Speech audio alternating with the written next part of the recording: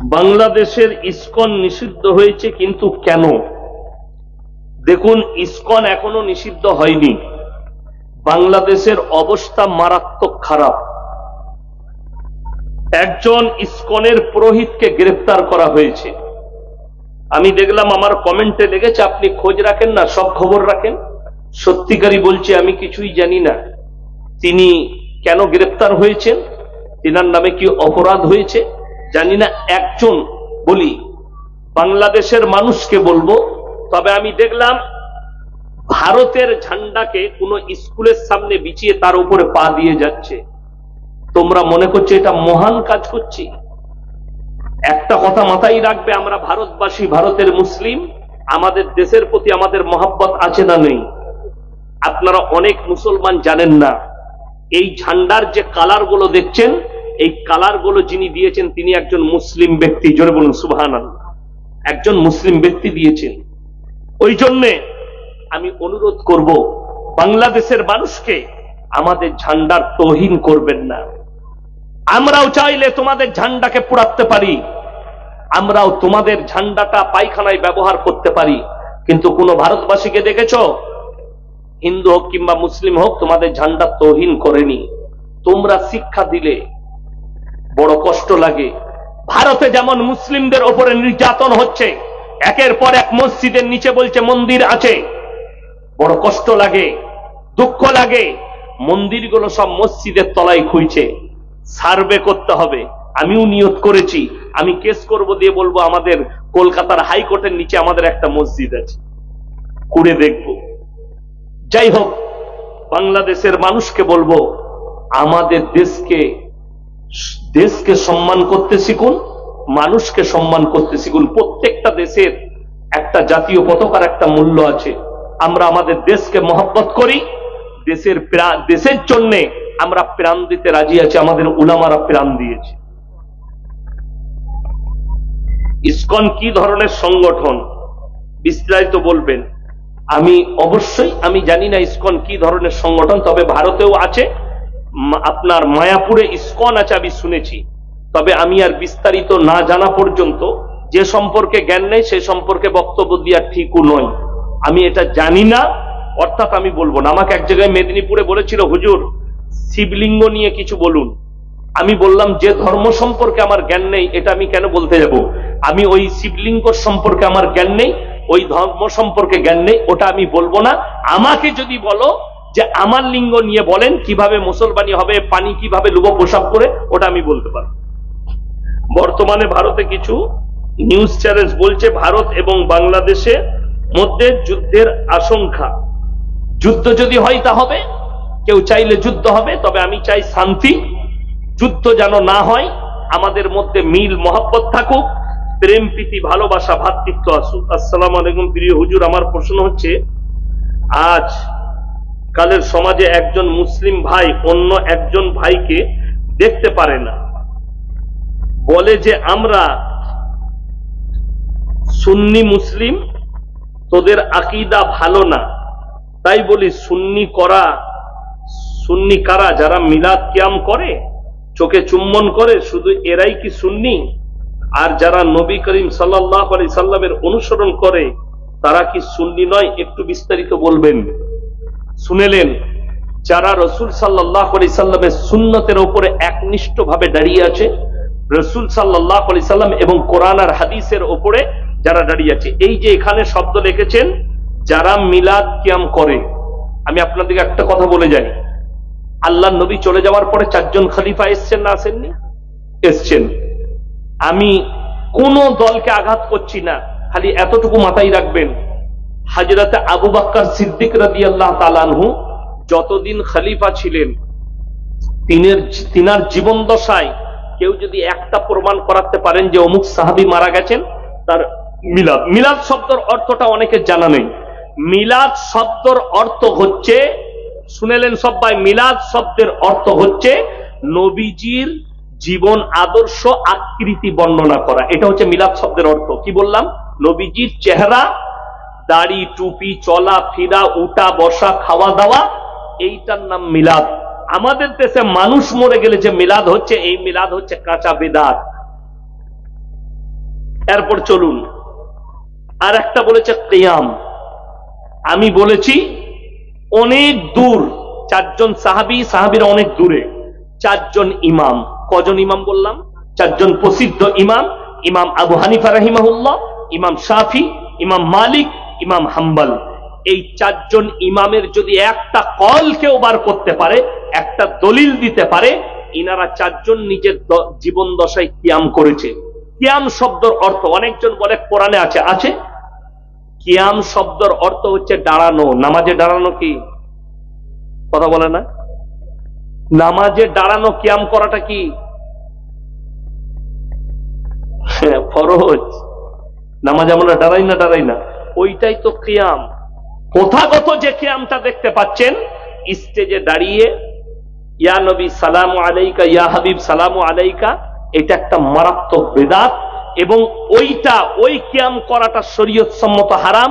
কেউ যদি আকীদা রাখে যে আমরা যে কিয়াম করছি, এই যে জলসা হচ্ছে, আমি যদি এখনই বলি, সভাপতি সাহেব বলে আমরা যে জলসা করছি এখানে আপনারা অনেক নেকি পাবেন, যে এইখানে মুহাম্মদ সাল্লাল্লাহু আলাইহি সাল্লাম খুদ এসছেন, হাজির নাজির আছে, এইটা বলাটা কতটা যুক্তিসম্মত, হাদিস কোরআন সম্মত আমি বলে দিই।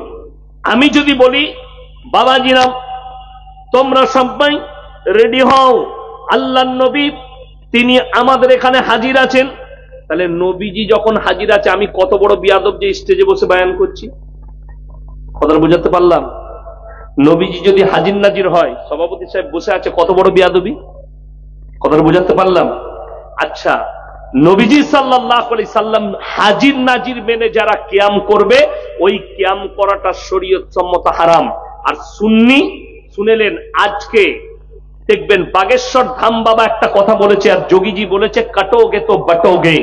আজকে মুসলমানদের হাল এটাই, বাটার কারণে বলছে ওয়াহাবিদের মুরগি জবাই করা খাওয়া যাবে না।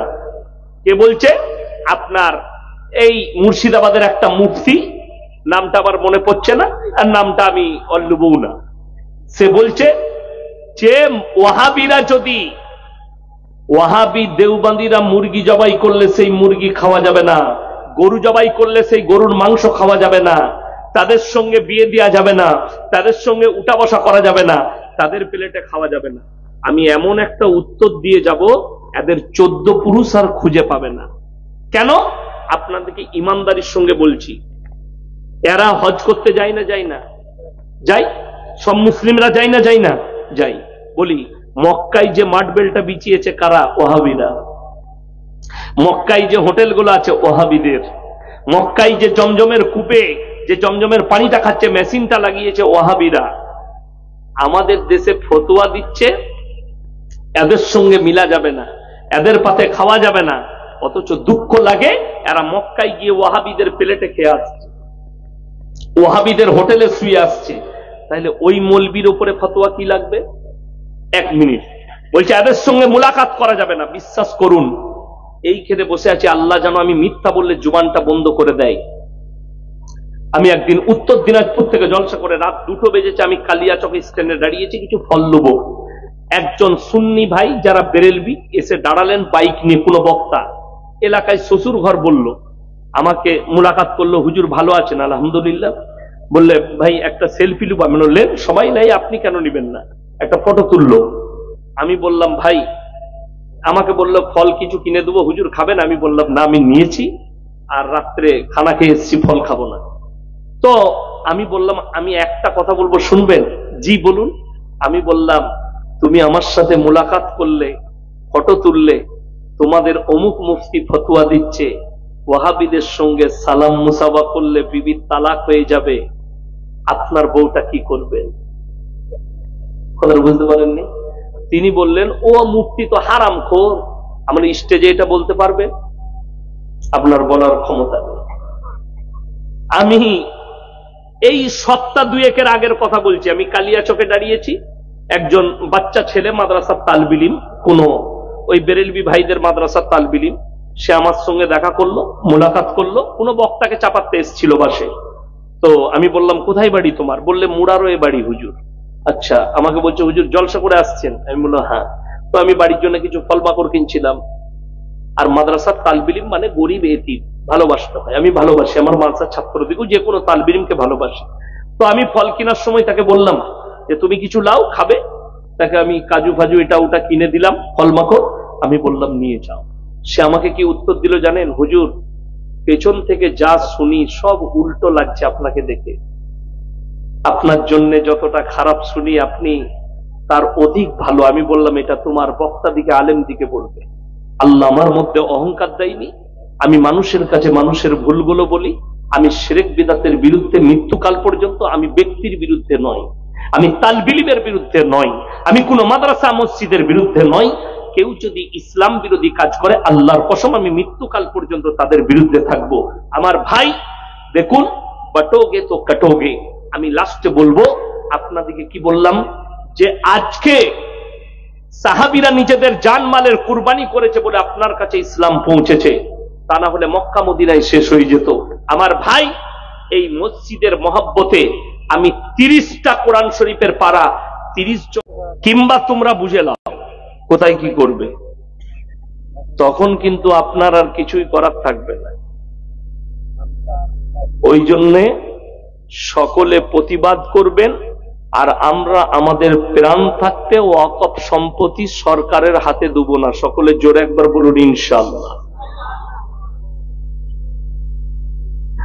এই ভারতের মাটিতে আমরা দেখতে পাচ্ছি যত দিন গেছে আর দিন যাচ্ছে, যত বছর পার হবে, দিন পার হবে, বেঈমান কাফেররা মাথা চড়া দিচ্ছে।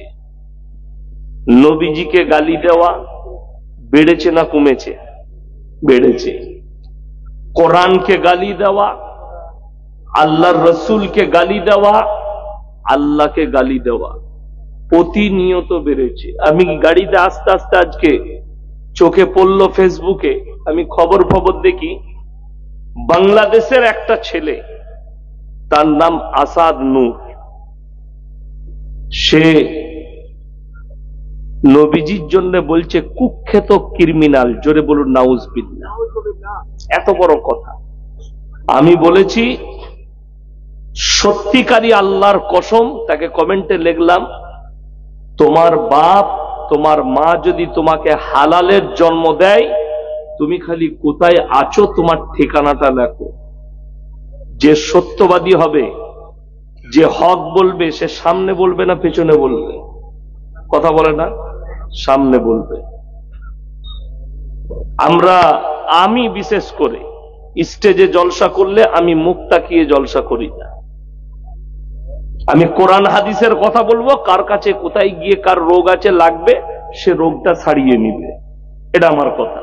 আমি সুদের বয়ান করছি, যারা সুদখোর হবে তারা সুদ ছেড়ে দিবে, ডাইরেক্ট করবে। তাতে তুমি আমার কলার ধরলেও আমার কোরআনের আয়াত পাল্টাবে না।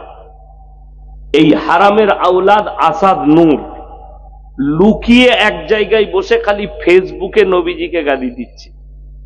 তোমার যদি হিম্মত থাকে, তুমি যদি আমার ভারতে থাকো, তুমি খালি একবার বলে দাও ভারতের অমুক রাজ্যে আছি, ইনশাল্লাহ দেখো, তুমি যদি ইন্দুরের গর্তয় ঢুকে থাকো তোমাকে টেনে বার করবো ইনশাল্লাহ। তুমি খালি বলে দাও ভারতের কোন রাজ্যে আছো, তোমার সেই রাজ্যের মুখ্যমন্ত্রী, তোমার প্রশাসন, তোমার কোনো বাদ তোমাকে বাঁচাতে পারবে না যদি তুমি ভারতে থাকো। নবীজিকে প্রতিনিয়ত গালি দিচ্ছে। রাসূল সাল্লাল্লাহু আলাইহি সাল্লামের কথা শুনেলে সবাই মাথায় রাখবেন, আল্লাহর নবী সাল্লাল্লাহু আলাইহি সাল্লামকে একজন মুনাফিক মুশরিক গালি দিলে, গালি দেওয়ার পরে নবীজি তাকে বলল যে তুমি যখন আল্লাহর নবীকে মুহাম্মদকে গালি দিচ্ছ, তুমি নিশ্চয়ই অবৈধ সন্তান, হারাম সন্তান। সেই লোক মুশরিক ছুটে গেল নিজের মায়ের কাছে। এবং দেখুন, সেই যুগের যারা কাফের মুশরিক ছিল, তাদের এতটুকু বিশ্বাস ছিল মুহাম্মদ যেটা বলেছে এটাই সত্য। জোরে বলুন সুবহানাল্লাহ। বেঈমান কাফের মুশরিকদেরও বিশ্বাস ছিল যে আল্লাহর নবী মুহাম্মদ যেটা বলবে মিথ্যা বলবে না, সত্য বলবে। এটা তাদের কনফার্ম একদম বিশ্বাস। সে মায়ের কাছে ছুটে গিয়ে বলল, আমি মুহাম্মদকে গালি দিয়েছি, মুহাম্মদ সাল্লাল্লাহু আলাইহি সাল্লাম আমাকে বলেছে তুমি খোঁজ নিয়ে দেখো, তুমি যখন আল্লাহ নবীকে গালি দিয়েছো তুমি অবৈধ সন্তান। তার মা বললে, বাবা মুহাম্মদ ঠিকই বলেছে, আমি জিনা করার পরে তুমি আমার পেটে এসছিলে, তোমাকে আমি নষ্ট করিনি, তুমি জন্ম নিয়েছো তুমি জিনা করার পরে, তুমি আমার অবৈধ সন্তান, তুমি তোমার বাপের সন্তান নও। মাথায় রাখবেন, এই ভারতের মাটিতে পৃথিবীতে যারা গালি দিচ্ছে, তসলিমা নাসরিন, আসাদ নূর, নাজিয়া ইলাহি খান, আর যতগুলো পাখান্ডি বাবা, জ্যোতি নরসিংহা থেকে শুরু করে যারাই গালি দিচ্ছে, এরা সব অবৈধ সন্তান, এরা বৈধ নয়। যদি বৈধ হতো মুহাম্মদকে গালি দিত না। আপনাদেরকে আমি প্রুফ দিয়ে যাচ্ছি, তার একটা মারাত্মক প্রুফ, যারা শিক্ষিত আছেন তারা শুনবেন। আমাদের দেশে, আপনাদের এখানে স্কুল আছে, আছে না নাই? স্কুল আছে, মালদায় কলেজ আছে, কালিয়াচকে কলেজ আছে নাকি আমি জানি না, আছে, আছে, মাশাআল্লাহ। তো কলেজের প্রফেসরের রুমেতে যিনি প্রিন্সিপাল, তিনার রুমের ভেতরে মাথার উপরে ছবি কাদের থাকে? ঈশ্বরচন্দ্র বিদ্যাসাগরের, কবিগুরু রবীন্দ্রনাথ ঠাকুরের, বঙ্কিমচন্দ্রের, শরৎচন্দ্রের, স্বামী বিবেকানন্দের। আচ্ছা বলুন, এই নূপুর শর্মা, তসলিমা নাসরিন, নাজিয়া ইলাহি খান, এরা কি তাদের থেকে ভালো না খারাপ? কথা বলে না? চরিত্রের দিক দিয়ে, শিক্ষার দিক দিয়ে তারা উচ্চ ছিল না কম ছিল? আপনারা জানেন না? তাহলে স্কুল কেউ যায় না। মুসলমানদের এইটাই হচ্ছে কমি। আপনার সম্পর্ক কোরআনের সাথে নাই, আপনার সম্পর্ক শিক্ষার সাথে নেই। তলোয়ারের দ্বারা দেশ জয় হয় না, বোম বারুদের দ্বারা পৃথিবী জয় হয় না। পৃথিবী যদি জয় করতে চান, পকেটে কলম রাখেন, শিক্ষা রাখেন, পৃথিবী জয় করবেন, এটা মাথায় রাখবে। বোম বারুদের দ্বারা পৃথিবী জয় হয় না। ওই জন্য ইসলামের বুনিয়াদটাই রাখা হয়েছে শিক্ষার জন্য। শিক্ষা দিয়ে নবীজির কাছে আয়াত এসছে, হে নবী পড়ো, ইকরা বিসমি রাব্বিকাল্লাযী খালাক। এই সূরার মধ্যে আছে যে আল্লামা বিল কলম আল্লামাল ইনসানা মা লাম ইয়ালাম, আমি কলমের সাহায্যে শিক্ষা দিলাম। অথচ আজকে মুসলমানের কাছে না দ্বীনি শিক্ষা আছে না দুনিয়াবি শিক্ষা আছে। আপনি অবাক হবেন, এই যতগুলো মনীষীর নাম বললাম, এরা নিজেদের জীবন দশায় কোনদিন নবীজির বিরুদ্ধে কলম ধরেননি। নবীজির বিরুদ্ধে কেউ কলম ধরেনি, এটা মারাত্মক তথ্য। স্বামী বিবেকানন্দ, তিনি আমেরিকার শিকাগো শহরে বক্তব্য দিতে গিয়ে বলেছিলেন, পৃথিবীতে যদি কেউ মহামানব থাকেন তিনি হচ্ছেন হযরত মুহাম্মদ মুস্তাফা, সকলে বলুন সাল্লাল্লাহু আলাইহি ওয়াসাল্লাম। এত দামি লোক, তিনি পৃথিবীর মানুষকে বললেন আমেরিকার মতো জায়গায় যে পৃথিবীর দামি লোক হচ্ছেন, মহামানব হচ্ছেন হযরত মুহাম্মদ মুস্তাফা সাল্লাল্লাহু আলাইহি ওয়াসাল্লাম। কিন্তু এই কটা পাখন্ডী নবীজিকে গালি দিচ্ছে। নবীজির অপরাধ কি? এই আসাদ নূর নবীজির ওপরে তহমত লাগিয়েছে। পৃথিবীর শিক্ষিত ব্যক্তিরা রসুলের ওপরে তহমত লাগাচ্ছে। নূপুর শর্মার অভিযোগ, আল্লাহর হাবিব সাল্লাল্লাহু আলাইহি সাল্লাম যেদিনে বিবাহ করেন মা আয়েশা সিদ্দিকা রাদিয়াল্লাহু তাআলা আনহাকে, তিনার বয়স ছিল মাত্র 6 বছর। যেদিনে সংসার শুরু করেন সেই দিনে বয়স ছিল 9 বছর। নাউজুবিল্লাহ। আসাদ নূরের মতো হারামের আওলাদ, নূপুর শর্মার মতো হারামের আওলাদ, এরা নবীজিকে বলছে বাচ্চা ছেলেকে বাচ্চা মেয়েকে বিবাহ করে বলাৎকার করেছে। জোরে বলুন নাউজুবিল্লাহ। কষ্ট লাগে, বুকটা ফেটে যায়। আমার ভাই, যদি ইসলামী রাষ্ট্র হয়, সেইখানে যে নবীজির বিরুদ্ধে এরকম কুক্তি করবে তাকে মৃত্যুদণ্ড একদম ইসলাম শরীয়তে ফরজ। কোন আর কিচ্ছু তার বিচার চলবে না। যদি ইসলামী রাষ্ট্র হয়, মৃত্যুদণ্ড দিয়ে দাও নবীজির বিরুদ্ধে বলার কারণে। অনেক শিক্ষিত ছেলে আছেন, আপনার মনে মনে হবে নবীজি 6 বছর বয়সে মা আয়েশাকে বিয়ে করলেন। নবীজি সাল্লাল্লাহু আলাইহি সাল্লাম 1400 বছর আগে করেছেন, 1450 বছর আগে। আপনাকে আমি মাত্র 100-150 বছর পেছনে নিয়ে যাব, আপনি অবাক হবেন তথ্য শুনলে। ঈশ্বরচন্দ্র বিদ্যাসাগর যেদিনে বিবাহ করেছেন, তিনার স্ত্রীর বয়স ছিল মাত্র 7 বছর। ভালো করে ইতিহাস পড়ে দেখুন। কবিগুরু রবীন্দ্রনাথ ঠাকুর যেদিনে বিবাহ করেছেন, ওনার স্ত্রীর বয়স ছিল মাত্র 11 বছর। সব থেকে কম বঙ্কিমচন্দ্র চট্টোপাধ্যায় যেদিনে বিবাহ করেছেন, ওনার স্ত্রীর বয়স ছিল মাত্র 5 বছর। সত্যেন্দ্রনাথ বসু যেদিনে বিবাহ করেছেন, স্ত্রীর বয়স ছিল মাত্র 6 বছর। আমি বলতে চাই, এই হারামের আওলাদ দিকে জিজ্ঞেস করো, যাদের ছবিটা স্কুলের হেডমাস্টারের মাথার উপরে টাঙানো থাকে, যে শিক্ষিতরা এদের জন্ম মৃত্যু দিবস পালন করে, তোমরা কি বলতে পারবে ইনারা বলাৎকার করেছে? আমরা বলতে পারবো না। কেন? সায়েন্স জানার পরেও কিছু লোক গণ্ড মূর্খ এবং মুরতাদ, তাদের গুমরা। সায়েন্স জানার পরেও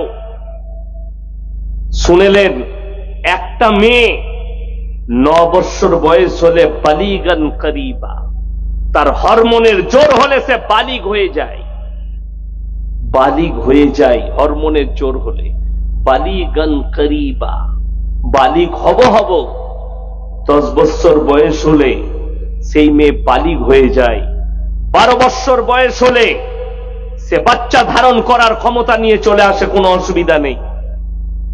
এটা আমি সায়েন্স বললাম। আমি আপনাকে বুঝিয়ে দিই, এখন বর্তমানে বেঈমান কাফেররা ঠান্ডা মাথায় মুসলমানদের ঈমানকে চুরি করছে। আপনি অনুভব করতে পারবেন না কি?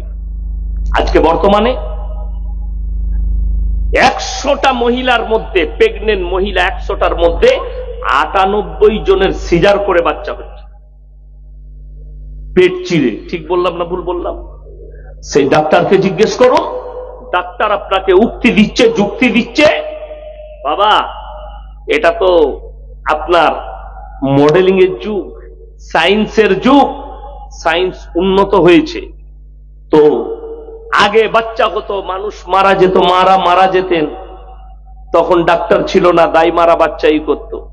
আমি অবাক লাগে, যদি মডেলিং এর যুগ হওয়ার কারণে, সায়েন্সের যুগ হওয়ার কারণে মেয়েদের সিজার করে বাচ্চা বার করতে হয়, আপনারা বলুন আমাদের সমাজে যে গরু, ছাগল, কুকুর, শুয়োর এরা যে আছে, এরা পুরনো যুগে আছে না? এরাও মডেলিং এ এসছে, কথা বলে না? তারাও কিন্তু আমাদের মতনই যুগে এসছে না, আসেনি? তারাও এই সায়েন্সের যুগে চলছে। সেই ডাক্তারকে জিজ্ঞেস করো, স্যার গায়ের সিজার করে বাচ্চা হচ্ছে না কেন, এখনো নরমাল কেন? কথা বুঝতে পারেননি? ছাগলের নরমেলে বাচ্চা হচ্ছে কি করে? 3টে, 2টো, শুয়োরের 9টা 10টা বাচ্চা হচ্ছে, বিনা সিজারে নরমেলে বাচ্চা হচ্ছে। তার মানে ধোঁকা আপনাকে কোথাও দেওয়া হচ্ছে, ধোঁকা, প্রতারণা। যদি কোনো বাপের বেটা ডাক্তার থাকেন, আমার সঙ্গে চ্যালেঞ্জ অ্যাকসেপ্ট করতে পারেন। এমনও পৃথিবীতে অনেক দেশ আছে যাদের দেশে 98টা নরমেলে বাচ্চা হচ্ছে, 2টো সিজারে। সিজারটা কার? গলায় নারী লেপটিয়ে গেছে, বাচ্চা নরমেলে বের হবে না, মায়ের জীবন নিয়ে টানাটানি আছে, শরীয়তে জায়েজ আছে। কিন্তু 98টা বিনা কারণে সিজার, 2টো কোন রকম নরমেলে হয়ে গেছে। এইটা হচ্ছে আমাদের পজিশন। তারা সব সময় চেষ্টা করেছে মুসলমানদের ঈমানকে ধ্বংস করে দাও। আর মুসলমানরা এই দলদলে এই জালে ঢুকতেই চলে গেছে, আর এমন ঢোকা ঢুকেছে বেরুবার কোনো রাস্তা নাই। ইমানদারির সঙ্গে বলুন, সবাই জানি আমরা প্রত্যেকটা মুসলমান নরনারীর জন্য দ্বীনি শিক্ষা অর্জন করা ফরজ না ফরজ নয় বাবা? ফরজ। এটা জানার পরেও যদি আপনার এই থানায় সমীক্ষা করা হয় কতগুলো মুসলিমের কাছে দ্বীনি শিক্ষা আছে, আশা করি 85% মুসলমানের কাছে দ্বীনি শিক্ষা। ঠিক বললাম না ভুল বললাম? 85%। এইটা না থাকার কারণে বেঈমান কাফেররা সুযোগ পেয়েছে আপনার দ্বারা পাপ করানোর, আপনার ঈমানকে ধ্বংস করার তারা সুযোগ পেয়েছে। আপনি বলুন, কোরআনে স্পষ্ট আছে ওয়াহাল্লাল্লাহুল বাইয়া ওয়া হাররামার রিবা, তোমাদের জন্য সুদকে হারাম করা হলো, ব্যবসাকে হালাল করা হলো। সুদ খাওয়া কি হারাম না হালাল? জোরে বলুন, আমি কানে কালা। হারাম। আচ্ছা, মুসলিম সুদ খায় না খায় না? আপনাদের এখানের লোক খায় না মনে হয়? খায় খায়। যাই হোক, যখন খায় আপনি বলুন, জানার পরে হারাম আল্লাহ স্পষ্ট করেছেন, এইটা জানার পরে যে ব্যক্তি সুদ খাচ্ছে সে আল্লাহর সঙ্গে যুদ্ধ ঘোষণা করলো না করলো না? করলো। আল্লাহ নবী জনাবে মুহাম্মদুর রাসূলুল্লাহ সাল্লাল্লাহু আলাইহি সাল্লাম তিনি হাদিস বর্ণনা করলেন, হে আমার সাহাবীরা শোনো, কেউ যদি 1 টাকা সুদ খায় নিজের মায়ের সঙ্গে 36 বার জিনা করার সমান পাপ হবে। এইটা জানার পরে, রাসূলের হাদিস জানার পরে যে ব্যক্তি সুদ খাচ্ছে সে নিজেকে মুসলমান কিভাবে দাবি করতে পারে? সে তো রাসূলের সঙ্গে সংগ্রাম করেছে, সে তো আল্লাহর সঙ্গে যুদ্ধ ঘোষণা করেছে। আপনি সকালবেলায় আমাকে গালি দিবেন চায়ের দোকানে, অসুবিধা নেই। যে ইয়াসিন একটা বাজে বক্তা, আলহামদুলিল্লাহ তুমি বলেছো, এটাই আমার জন্য দোয়া। কিন্তু আল্লাহর কসম করে বলছি, তুমি মৌলবীকে গালি দিবে, মৌলবীর কলারটা টিপে ধরবে। কেন তুমি এই বক্তব্য দিলে? আল্লাহর কসম তুমি কোরআনের আয়াত পাল্টাতে পারবে না, রাসূলের হাদিস কিয়ামতের সকাল পর্যন্ত পরিবর্তন হবে না।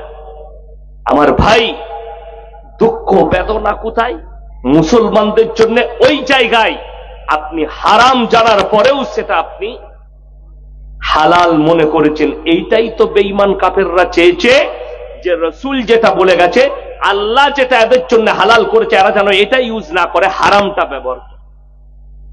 আপনি দেখুন, মদ স্পর্শ করা কি হারাম? মদ স্পর্শ করা যদি হারাম হয়, মুসলমান মদ খায় না খায় না? মুসলমান মদ বিক্রি করে না করে না? যদি বলেন করে না, আমি হাই রোডে কালিয়াচক থেকে শুরু করে ধুলিয়ান থেকে বহরমপুর পর্যন্ত দেখিয়ে দেবো কতগুলো মুসলিম হোটেল খুলে মদ বিক্রি করছে। অথচ আপনাকে দেখিয়ে দিই, আপনি যখন বহরমপুর থেকে আসবেন হাইওয়ের ওপরে 34 নম্বর ধরে পলসন্ডা পার করি একটা ধাবা আছে, পাপ্পুদা ধাবা, বোর্ড দিয়ে আছে মদ নিষিদ্ধ। পাঞ্জাবিদের ছেলে 2 ভাই বসে থাকে, মুখে দাঁড়িয়ে আছে, মাথায় পাগড়ি আছে, আমাকে খুব রিসপেক্ট করে, ভালোবাসে। আমি মাঝে মাঝে চা খাই দাঁড়িয়ে, ওখানে রুটি ফুটি খাই আমি মাঝে দাঁড়িয়ে। রাত্রে কখনো পেরিয়ে গেলে আমি ওখানে দাঁড়াই। মদ নিষিদ্ধ।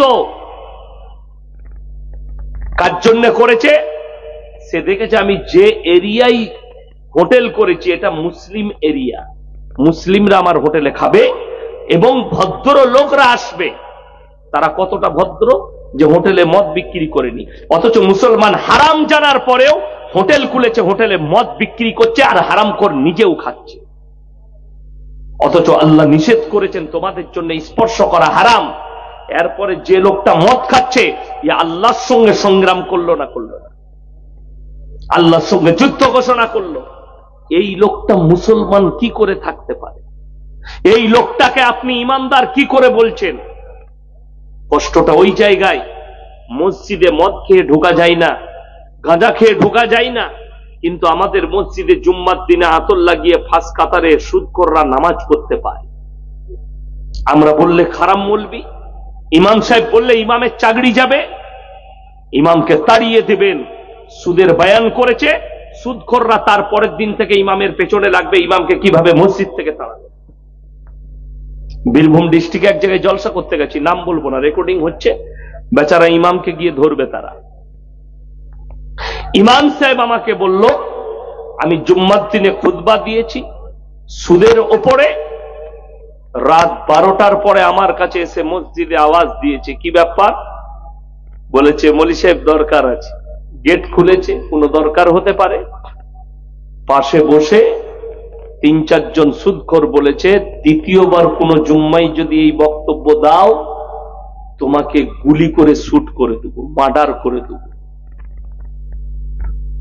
এটা আমি কোনো বানানো গল্প বলিনি, সত্য ঘটনা ইমাম আমাকে শুনিয়েছেন দুঃখের সঙ্গে। আপনি ভেবে দেখুন কত বড় হুমকি। আজকে কিন্তু আমি বক্তব্য দিচ্ছি, আমার কিন্তু চাকরি যাবার ভয় নাই। ভয় আছে? চাকরি যাবার কোনো ভয় নাই। আমাকে যদি বলেন হুজুর সুদের বয়ান করবেন না, মদের বয়ান করবেন না, গাঁজার বয়ান করবেন না, আমি নামবো, গাড়ি রেডি আছে, পালিয়ে যাবো। তুমি বুঝে নাও, যেখানে আসবো পরে এই কথাটাই বলবো, হারামটাকে হারামই বলবো। তুমি আমাকে দাওয়াত দিও না, আমি আমার মাদ্রাসায় বসে ক্লাস করব, হালালের খাবার খাবো আর মানুষকে হকটাই বলবো। আমার মাদ্রাসায় গিয়ে খুঁজলেন, আমি জীবনে মাদ্রাসায় 1 কাপ চা খাই না, মাদ্রাসায় খানা খাই না, বাড়িতে খাই, মাদ্রাসার ক্লাস করি। তার কারণ একটাই, আমাদের সমাজ মাদ্রাসার মৌলী সাহেব আর তালবিলিম দিকেও বক্সায়নি, এদিকেও হারাম খাওয়াচ্ছে হালাল মনে করে। মাদ্রাসায় গিয়ে আমি একদিন ক্লাস করছি, গেটে ঢুকি আমার রুম, তো একজন এসে বসলো, হুজুর সাহেব কথা ছিল। বলো কি আছে? ছেলেদিকে খাওয়াবো।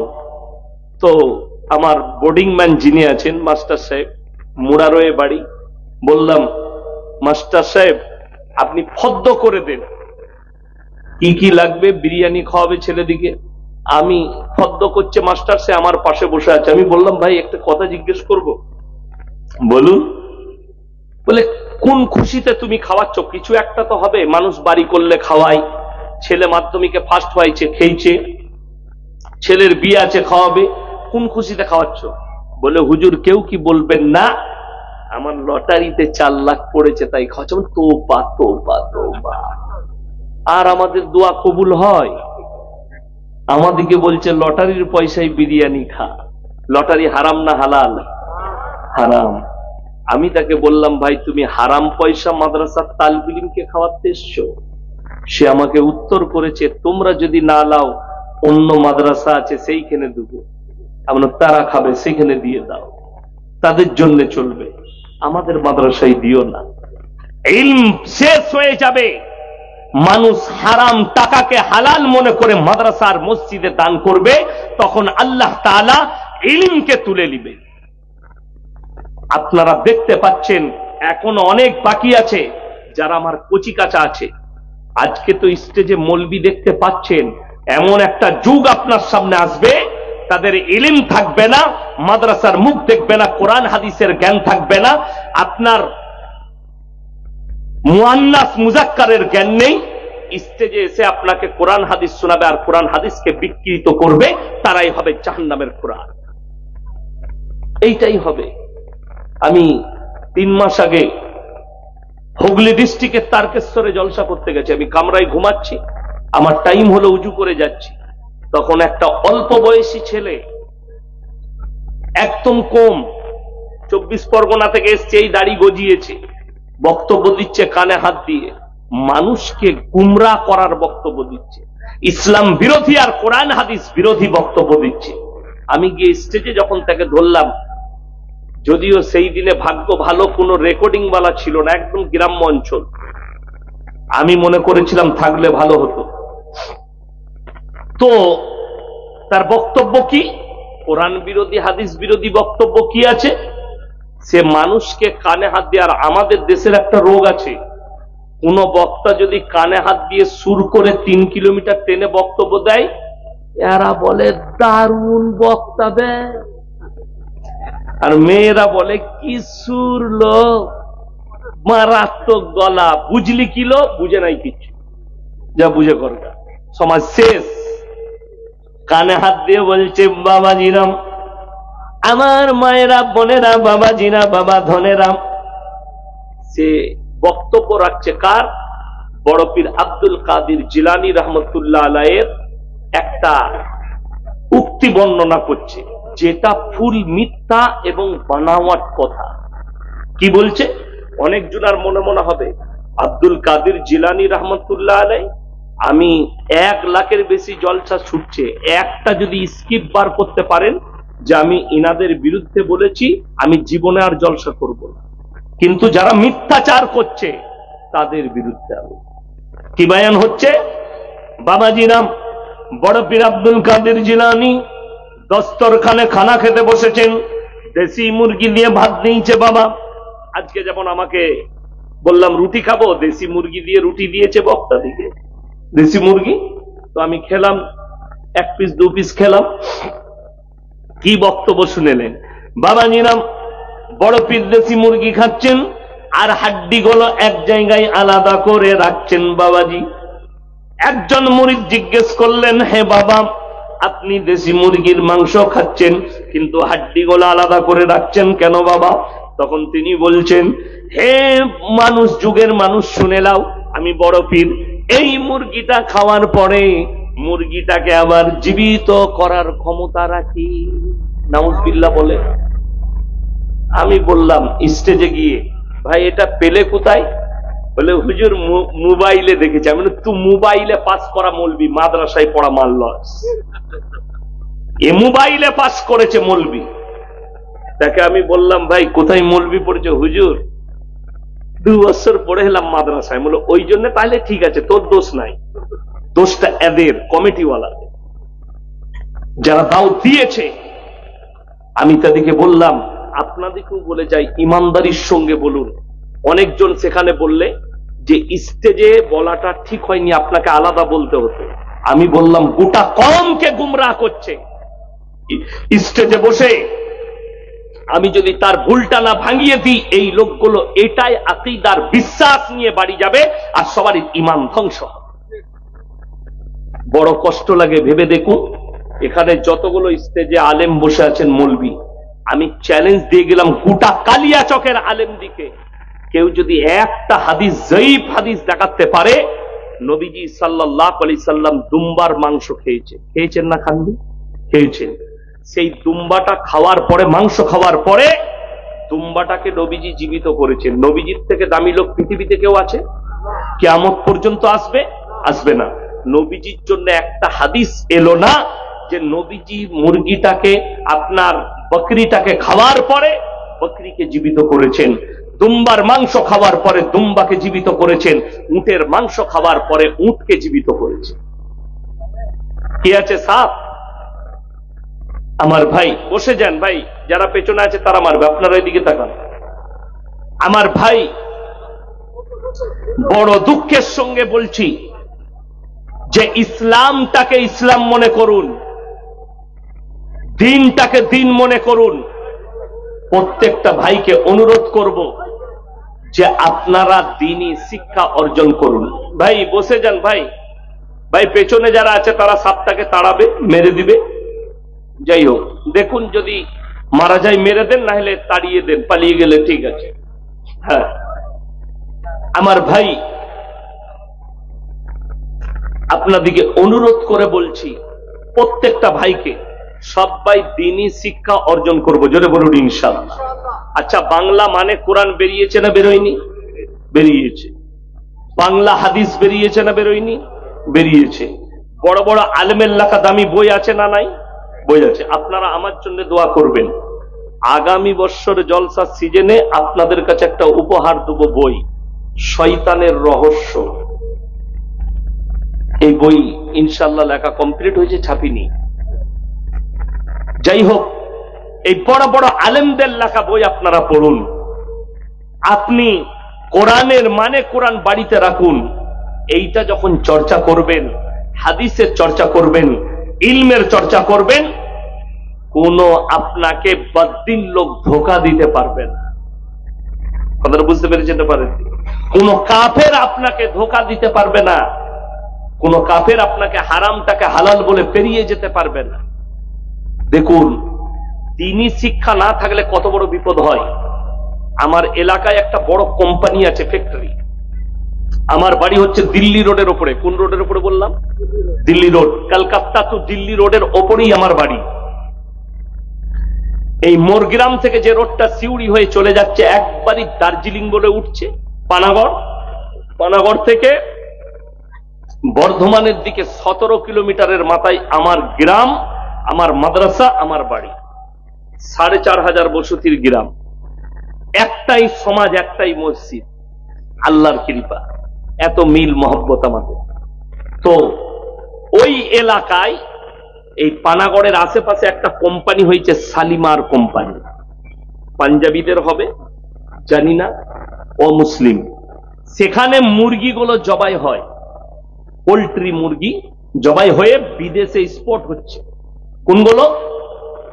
শুধু রান আর থান, লেগ পিসটা, ডানা কাটিটাই দুটো। বুকের যে অংশ, এই মালটা সেটে একদিকে পড়ে যাচ্ছে।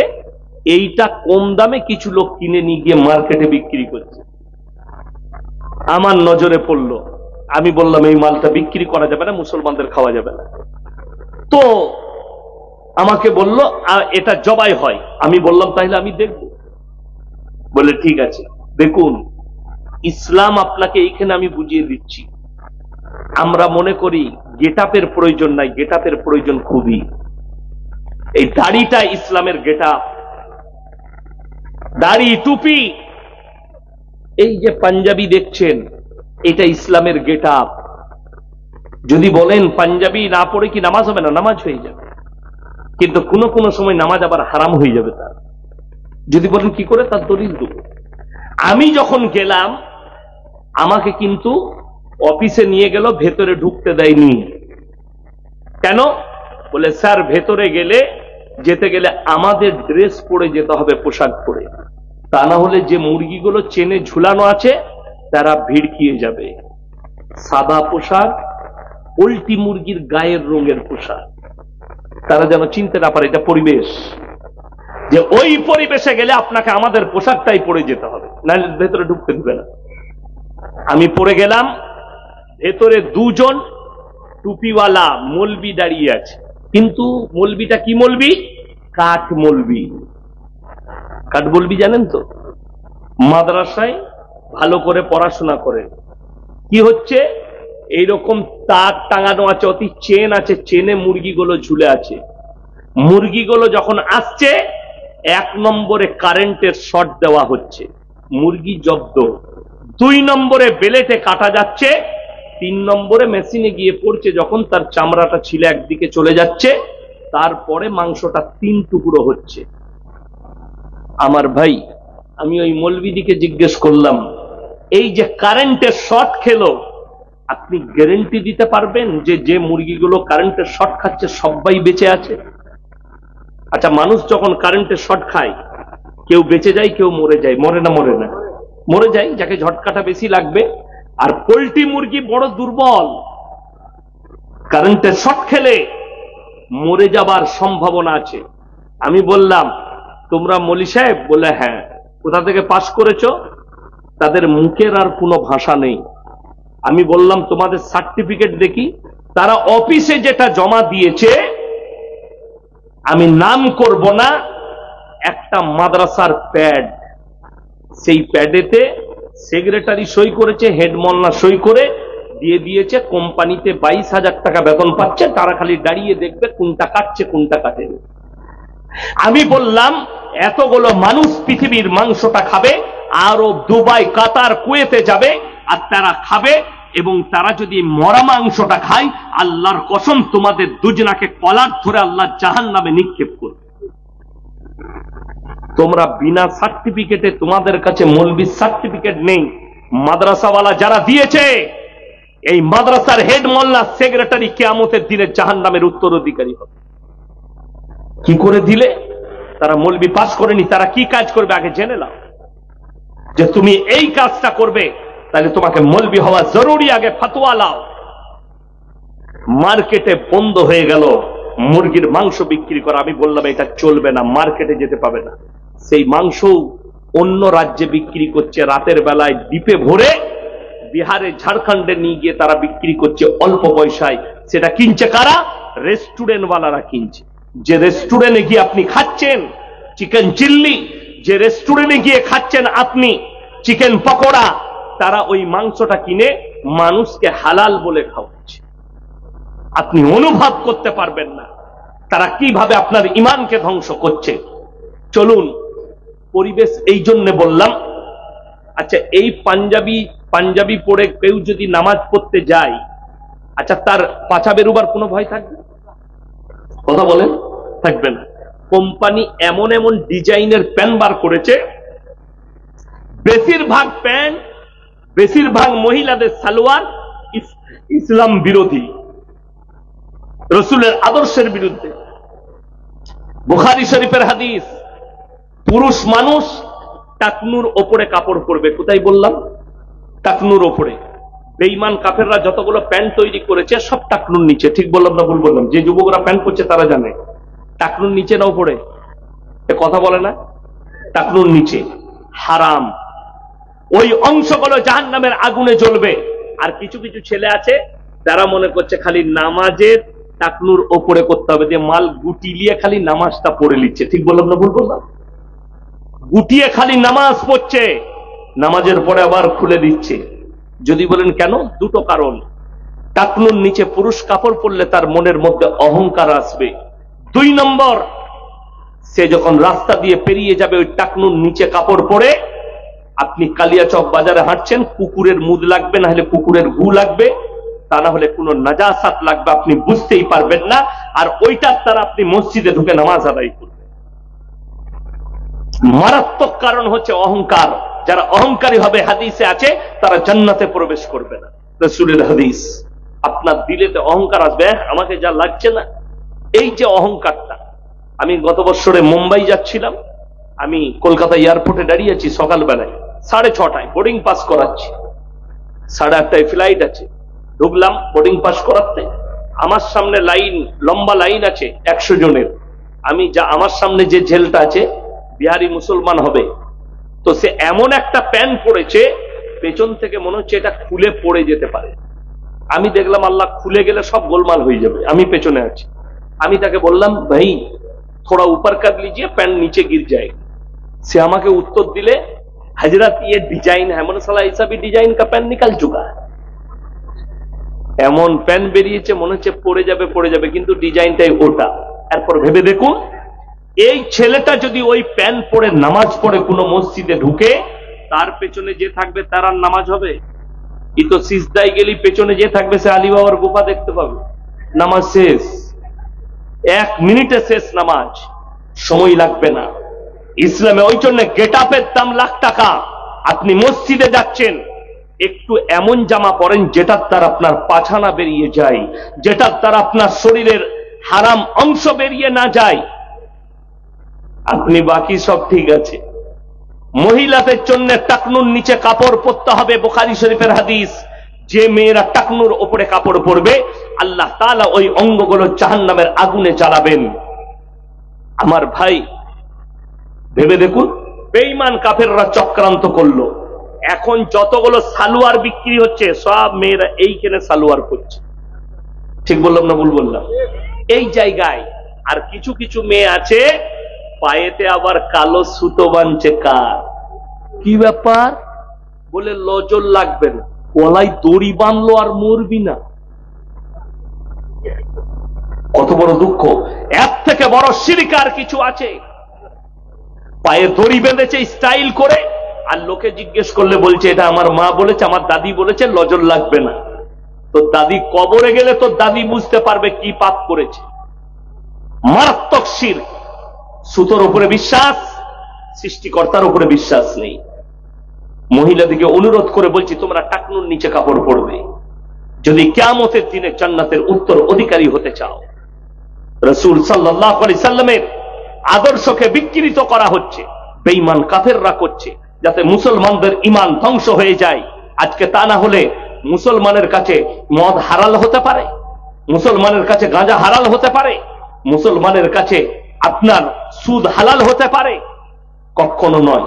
আর রাসূল আল্লাহ তাআলা কোরআনে বলেছেন, হে আমার নবী, মুমিন ব্যক্তিরা, মুসলমানরা যেদিনে ইসলাম থেকে সরে যাবে, আল্লাহর রাস্তা থেকে, দিন থেকে সরে যাবে, রাসূলের আখলাক থেকে সরবে, আমি জালিম বাদশা পাঠিয়ে, অত্যাচারী বাদশা পাঠিয়ে বদলালু। ওই জন্য আমার জলসায় আছে, মোদিজি হচ্ছে আল্লাহর রহমত মুসলমানদের জন্য। যারা নামাজ পড়েন, আপনি বলুন নামাজ পড়া কি ফরজ না ফরজ নয়? 5 ওয়াক্তের নামাজ ফরজ। এইটা জানার পরে আমি চ্যালেঞ্জ দিলাম, গোটা মালদা ডিস্ট্রিক্টে 100টা মুসলমানের মধ্যে সমীক্ষা করলে 80টা বেনামাজি বেরোবে। ঠিক বললাম না ভুল বললাম? এই ফরজ জানার পরে যারা বেনামাজি, রসুলের হাদিস, যার নামাজ নেই তার মধ্যে ইসলাম নেই। আপনি বেনামাজি, আপনার মধ্যে ইসলাম থাকতে পারেন। আপনি এটা জানার পরেও আপনি নামাজ পড়েন না।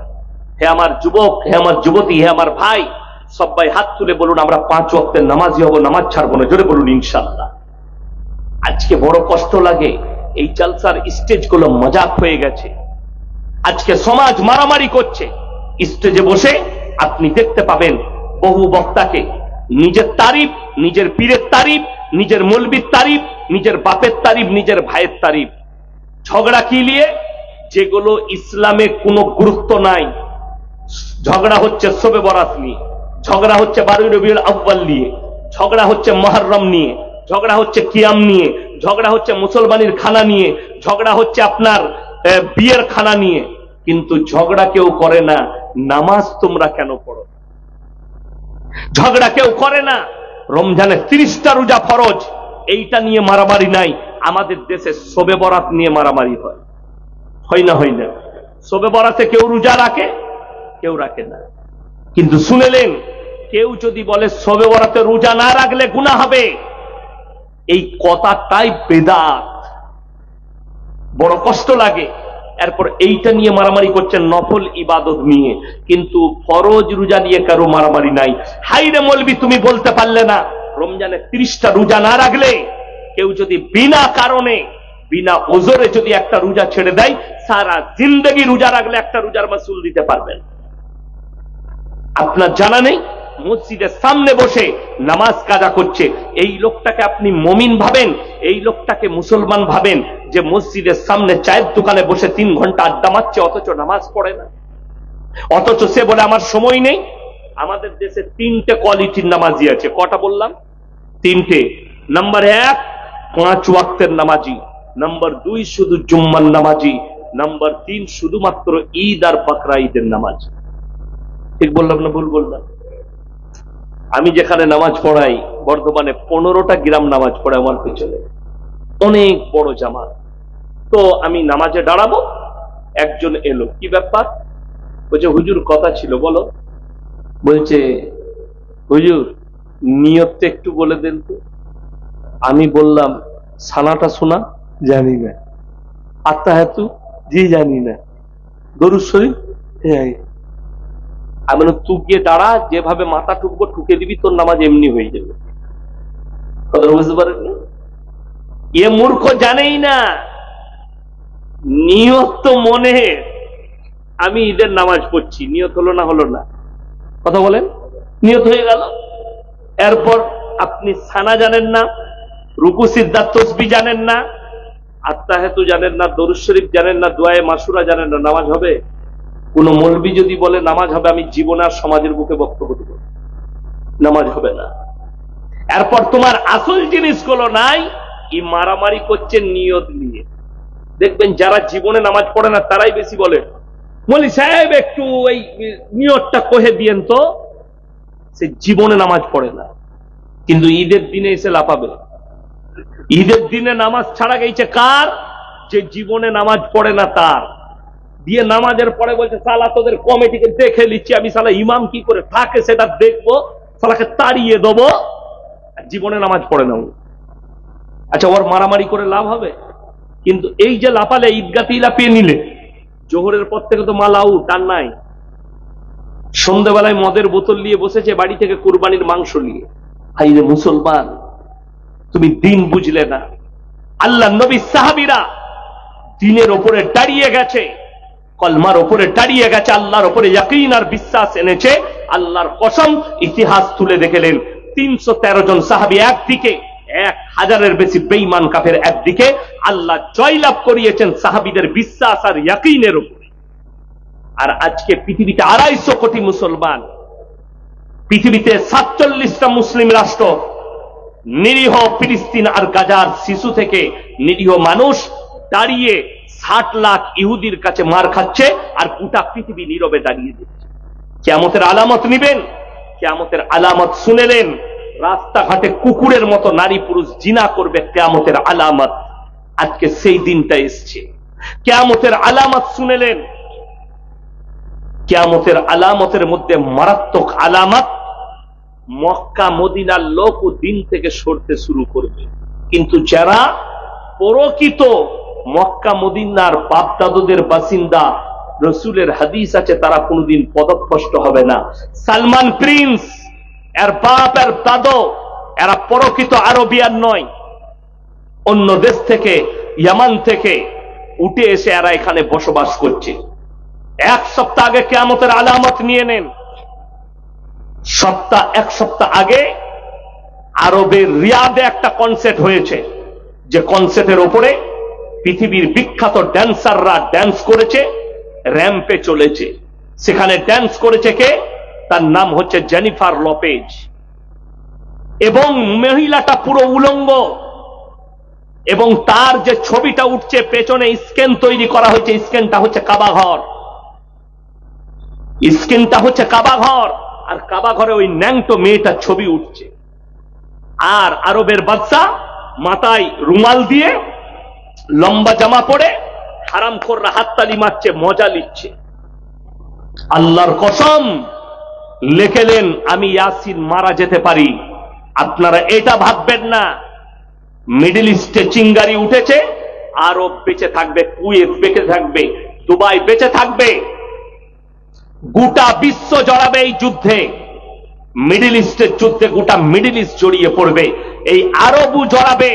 আজকে ফিলিস্তিনের 40-42 হাজার শিশু, নিরীহ শিশু মারা গেছে, তাদের চোখের পানি कहर হয়ে পড়বে।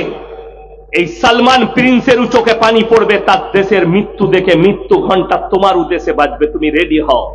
তোমার গান বাজনা, তোমার ড্যান্স আর কাবা ঘরে তৌহিন, তোমার উপরে আল্লাহর গজব খুব তাড়াতাড়ি নাজিল হবে, তুমি রেডি হও। আপনারা কি মনে করছেন যেখানে নবীজি শুয়ে আছে, মক্কা মদিনা আছে, সেই দেশে কি আল্লাহর আযাব আসতে পারে না?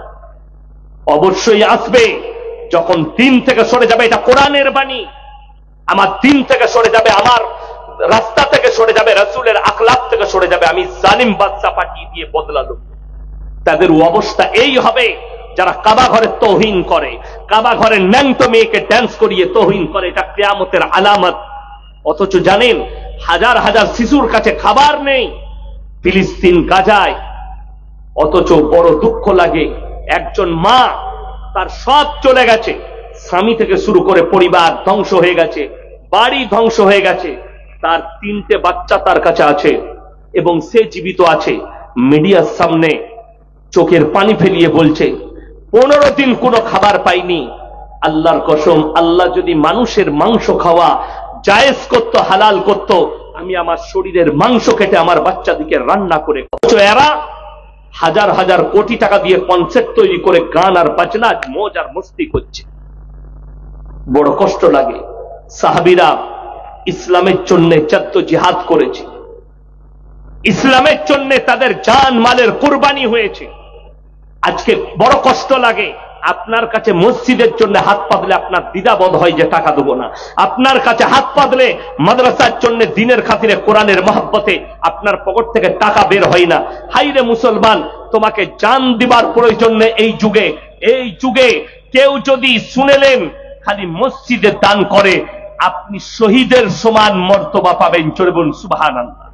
ইসলামকে বাঁচানোর জন্য দুঃখ লাগে, সাহাবীরা জান মাল বিবি বাল বাচ্চার কুরবানি করে দিয়েছে। হযরতে আম্মার ইবনে ইয়াসির তার মায়ের 2 পায়ে উট বেঁধে দুদিকে তাড়িয়ে দিয়েছে, আখ ফাড়ার মতো ফাড়া গেছে। হযরতে সাইয়্যিদনা বিলাল হাবশী রাদিয়াল্লাহু তাআলা আনহু কোমরে দড়ি বেঁধে উটের পেছনে বেঁধে উটকে তাড়িয়ে দিয়েছে, পিঠের চামড়াটা কোমরে চলে এসেছে। আল্লাহর কসম, কলমা থেকে সরে। তারা টিকে রয়েছে কলমার ওপরে। আপনি ভেবে দেখুন, যুদ্ধের ময়দানে হযরত আমির হামজা রাদিয়াল্লাহু তাআলা আনহু তিনার বুকটা চিড়ে কলিজা থট্টা বার করে চিবিয়েছে, তার নাম হিন্দা। আল্লাহ তাকেও ঈমান দান করেছেন। এখনো পর্যন্ত আপনার উহুদের প্রান্তরে 70 জন সাহাবীর কবর ব্যারিকেড দিয়ে ঘেরা আছে, সেইখানে শুয়ে আছেন আপনার হযরতে আমির হামজা রাদিয়াল্লাহু তাআলা আনহু। ইসলামকে বাঁচাবার জন্য, ইসলামকে টিকাবার জন্য আল্লাহ নবী সাহাবীরা জানমালের কুরবানি দিয়েছে। আজকে মুসলমান জান দিতে বলা হয়নি, মাল দিতে বলা হয়েছে, তাও মুসলমান পেছনে, তাও আপনি পিছিয়ে।